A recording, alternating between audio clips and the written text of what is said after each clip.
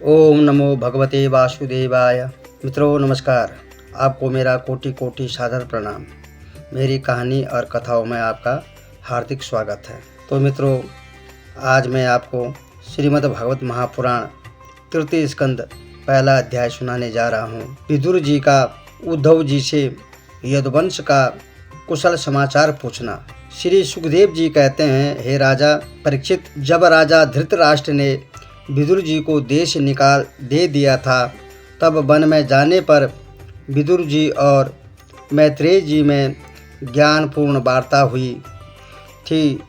विदुर जी को देश निकाला क्यों हुआ, इसकी कथा यूँ है कि जब पांडव वन से लौट आए, तब उन्होंने राजा धृतराष्ट्र से अपना राज्य मांगा, परंतु धृतराष्ट्र ने उन्हें राज्य देना स्वीकार नहीं किया। विदुर को बुलाकर उस संबंध में उनसे परामर्श मांगा।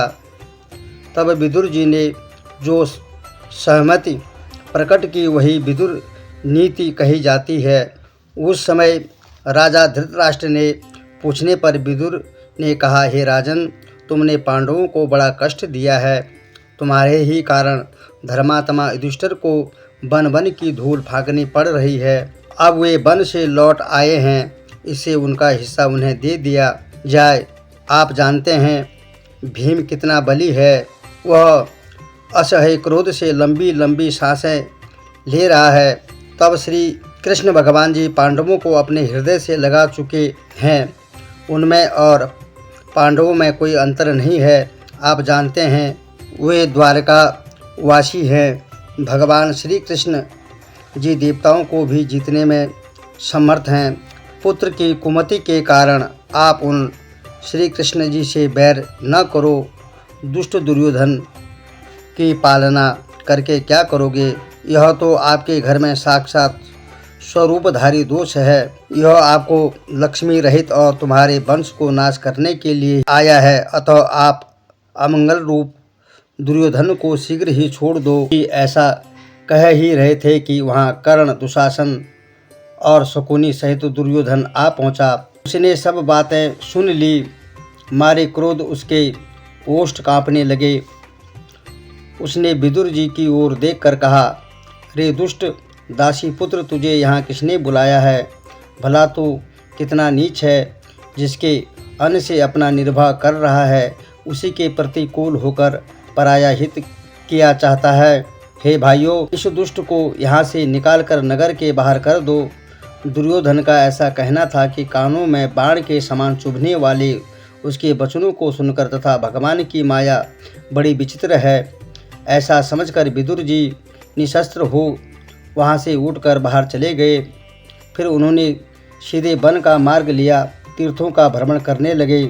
जहाँ जहाँ भगवान विष्णु जी का क्षेत्र था, विदुर जी ने वहाँ वहाँ जाकर दान पुण्य और दर्शन स्पर्श किए।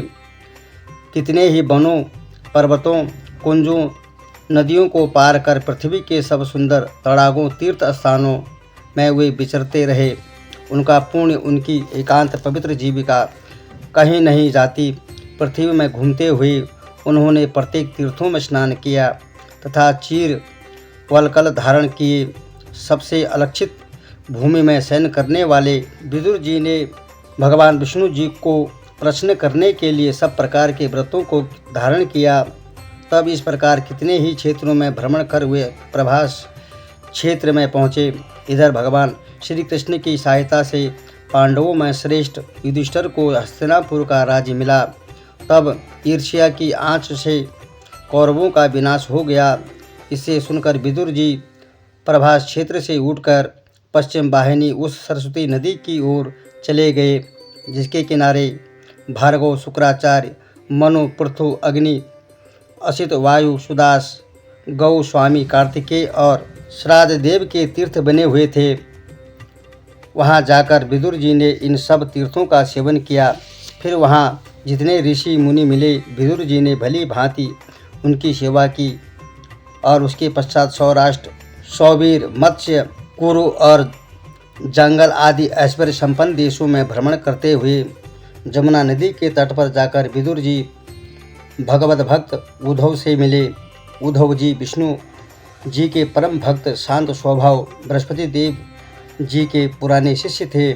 उन प्रसिद्ध उद्धव जी को पाकर विदुर जी ने शीघ्र ही उनका आलिंगन किया।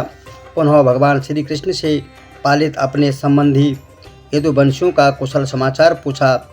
विदुर जी ने पूछा, उद्धव जी कहिए, ब्रह्मा जी की प्रार्थना से पृथ्वी में अवतार लेने वाले, पृथ्वी को सुखी बनाने वाले भगवान श्री कृष्ण तथा बलभद्र जी राजा सूरसेन के घर में कुशल से तो हैं।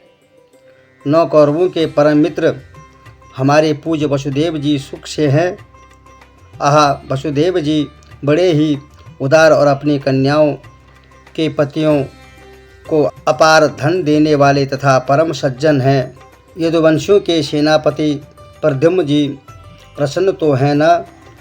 मुझे उन कामदेव के अवतार प्रद्युम्न जी की वीरता का पूर्ण स्मरण है, जिन्हें ब्राह्मणों की आराधना एवं भगवान श्री कृष्ण जी के सकाश के से श्री रुक्मणी जी ने प्राप्त किया है। फिर उन राजा उग्रसेन का क्या समाचार है, जो सातत्व, वृषणी, भोज और दशाहों के स्वामी हैं। वे राजा उग्रसेन प्रसन्न तो हैं, जिन्हें अपने लिए राज्य की कामना छोड़कर भगवान श्री कृष्ण ने राजा बनाया है। फिर श्री कृष्ण के पुत्र उन वीर सांबजी का क्या समाचार है, जिनको व्रत संयुक्त जाम्बवती ने बड़ी आराधना से उत्पन्न किया है। कहिए, वे श्री कृष्ण जी के ही समान सुख से तो हैं। ये वही सांब हैं जिन्हें पूर्व जन्म में श्री पार्वती जी ने स्वामी कार्तिक के नाम से उत्पन्न किया था। फिर उन वीर सातकी का कुशल कहिए, जिन्होंने महावीर अर्जुन से धनुष विद्या को सीखा है। क्या वे भगवान श्री कृष्ण जी के अनन्य सेवक सात्यकी, जिन्हें उत्तम विष्णु पद की प्राप्ति हुई है, कुशल से तो हैं।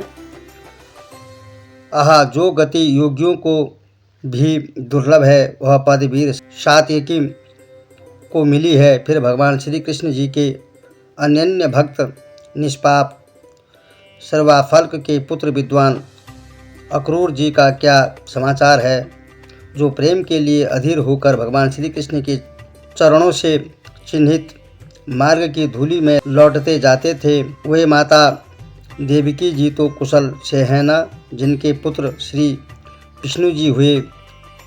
वे अदिति के समान पूर्णशीला माता देवकी धन्य है, जिनके गर्भ से श्री कृष्ण जी ने वैसे ही अवतार धारण किया, जैसे वेदत्रयी यज्ञ वितान रूप अर्थ को धारण करती है।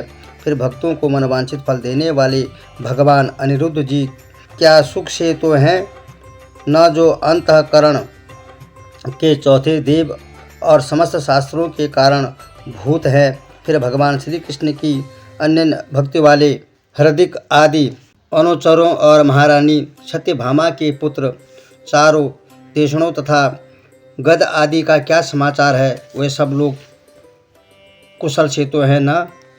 इन सबकी कृपा एवं इनके बाहुबल को पाकर ही आज धर्मराज युधिष्ठिर धर्म मार्ग में नियत को दुर्योधन आदि धृतराष्ट्र के आतताई पुत्रों का वध करके धर्मतः प्रजा का पालन कर रहे हैं। यदि आज पांडवों पर जनार्दन भगवान श्री कृष्ण की महती कृपा न होती तो वे कैसे अपना राज्य पाते। यह यदुकुल का ही प्रताप है, जिनकी कृपा से आज पांडव दुर्योधन से अपना राज्य लेकर आनंदित हैं। यदि भगवान श्री कृष्ण जी की कृपा न होती तो ये अर्जुन, भीम, नकुल और सहदेव क्या करते। माता की सारी प्रसन्नता आज भगवान श्री कृष्ण पर ही न्योछावर है, परंतु उद्धव जी, मैं उन राजा धृतराष्ट्र के लिए बड़ा ही चिंतित हूँ, जिन्होंने अपने मरे भाई पांडवों से बैर किया और अपने पुत्रों के अनुकूल होकर उसने मुझे अपने नगर से निकाल दिया है।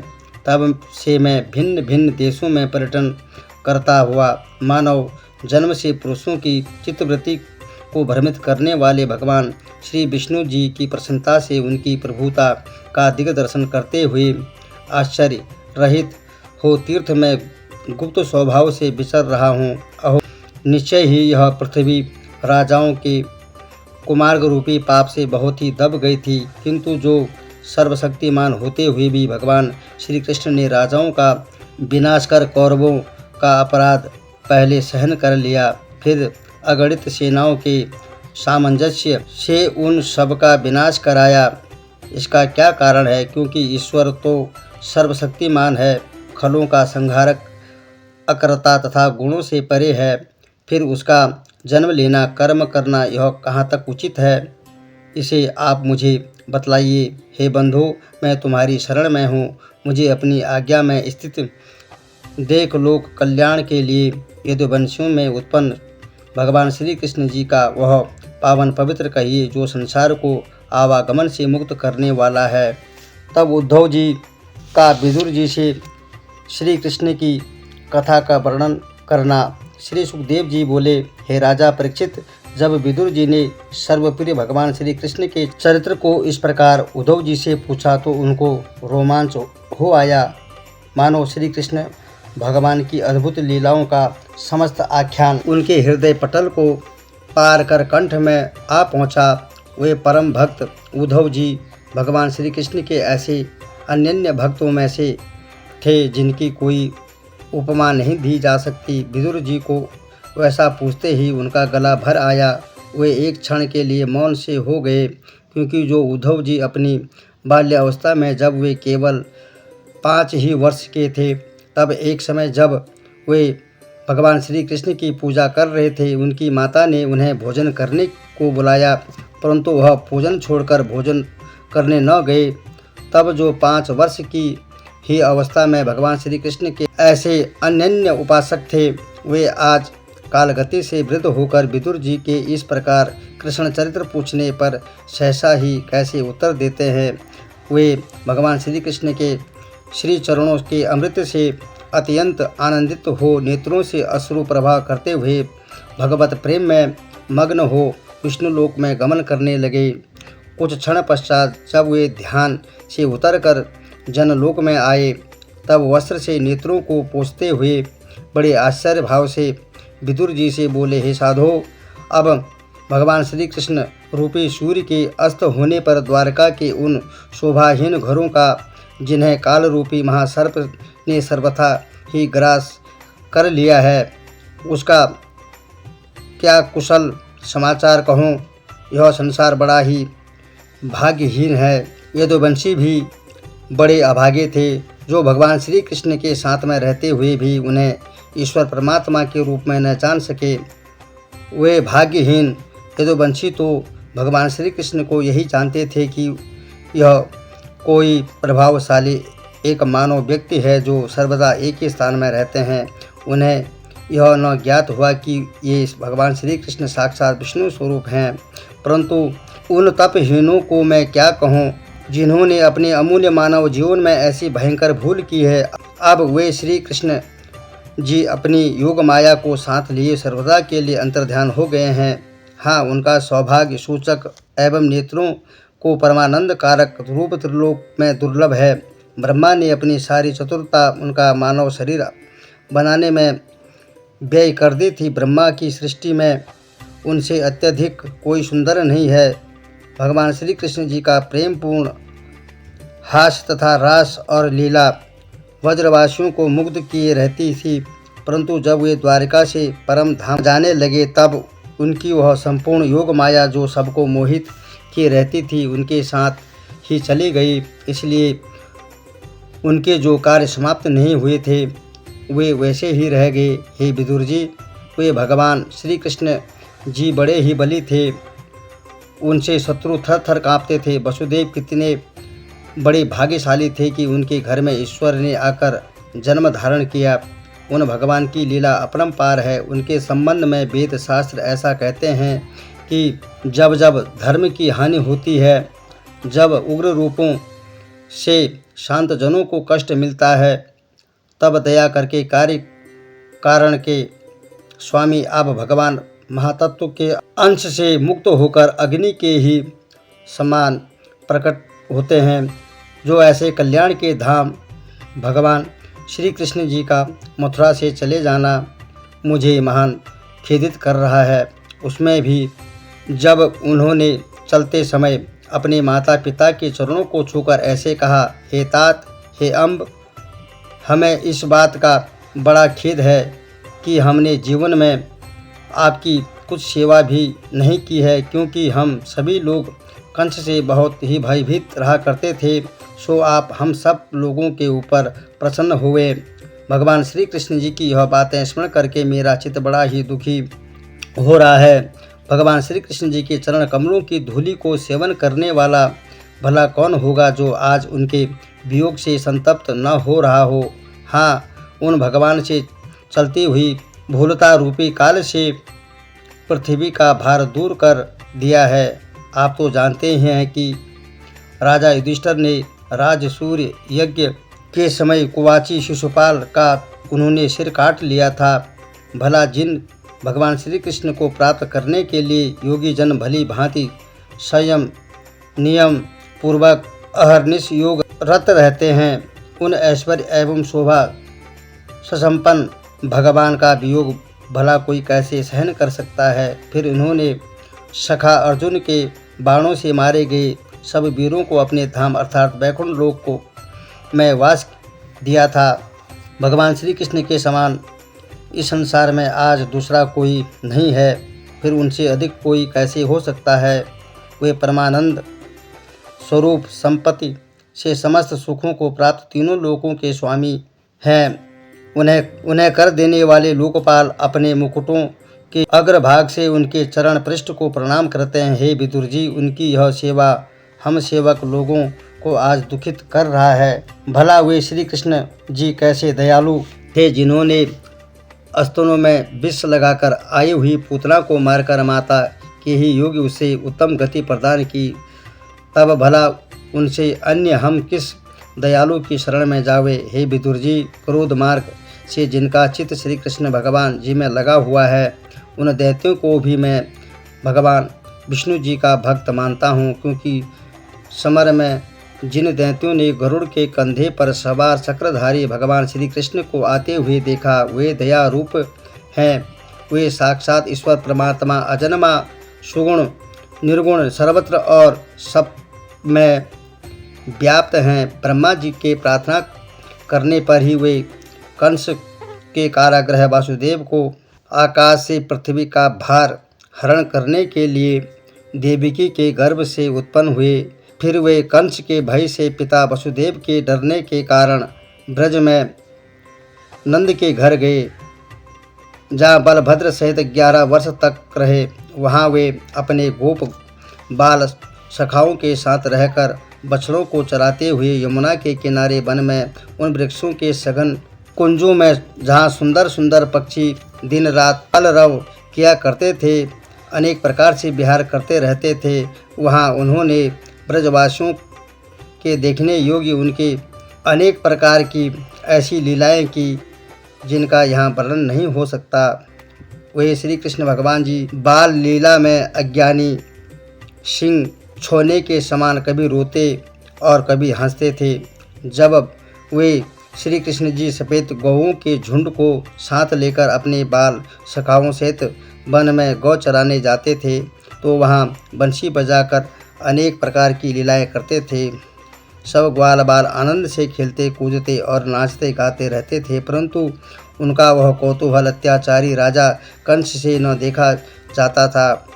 वह बार बार भगवान श्री कृष्ण को मारने के लिए अपने मायावी दैत्यों और दूतों को भेजता, परंतु जैसे कोई बालक तृणादिकों से निर्मित सिंहादिकों का नाश कर देता है, वैसे ही भगवान श्री कृष्ण ने उन मायावी दैत्यों को अपनी लीला से मार डाला। कंस द्वारा विष से दूषित जल पीने से मरे हुए गोप तथा गौओं को उन्होंने जिला दिया और कालिया नाग को निकालकर यमुना जी का विष रहित जल गौओं को पिलाया।